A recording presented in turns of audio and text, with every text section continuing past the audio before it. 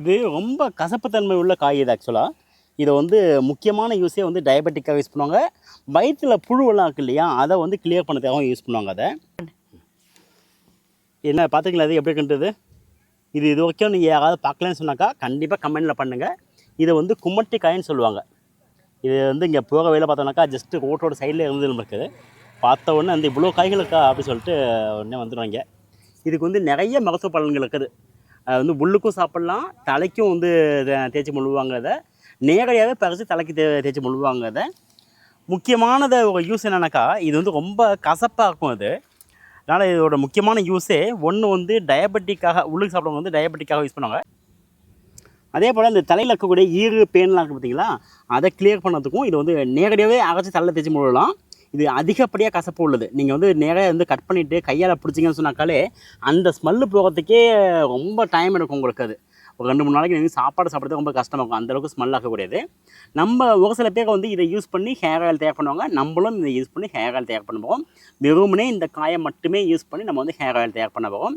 இதோட முக்கியமான யூஸே தலைமுடி நல்லா அடர்த்தியாக வளர்கிறது. தலையோட முடியோட இந்த ரூட் கால் இருக்குதுன்னு சொல்லுவோம் இல்லையா, வேர் கால் சொல்லுவோம் இல்லையா, அதை வந்து நல்லா கிளியர் பண்ணி விட்டுடும்.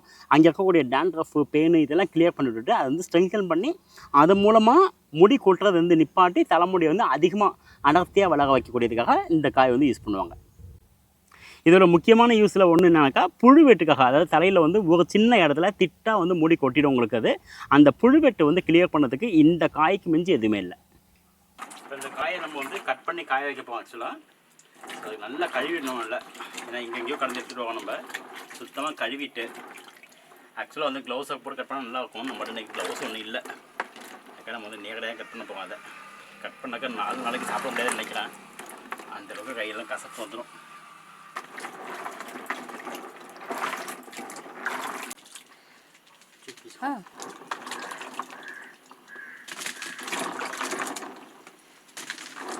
இங்கே உள்ள வெயிலுக்கு ஒரு 2 நாள் போட்டால் போதும், சூண்டு வந்துடும் காய். நினைக்கிறேன்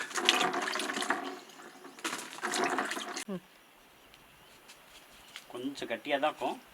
நாங்கள் பறிக்கிற சமயத்துலேயே இது வந்து கொஞ்சம் பழுத்துருச்சுது. நிறைய இதில் பழமாக இருக்குது, ஒரு சில இது காயாகவும் இருக்குது. உங்களுக்கு பூச்சி வெட்டுருந்துனாக்கா இதை அப்படியே பறித்து வச்சு இதை ஜூஸாக வருது பார்த்தீங்களா, இதை அப்படியே நம்ம வந்து இப்படி நல்லா தள்ள தேய்ச்சிடுங்க. எங்கெங்கெல்லாம் புழு வெட்டுறதோ அதை அப்படியே தேய்ச்சிடலாம். நீங்கள் தேய்ச்சிட்டு அடுத்த நாள் காலையில் வேகமுன்னே சீயக்காய் போட்டு குடிச்சிங்கன்னு சொன்னாக்கா சரியாயிடும். அது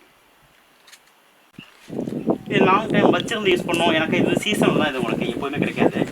அப்படிங்கிறப்ப நீங்கள் வந்து இதை அரைச்சி இது கட் பண்ணி நீங்கள் காய வச்சு வச்சுட்டிங்கன்னு சொன்னாக்கா பொடி பண்ணி நீங்கள் வந்து எப்போ வேணால் யூஸ் பண்ணிக்கலாம். அதை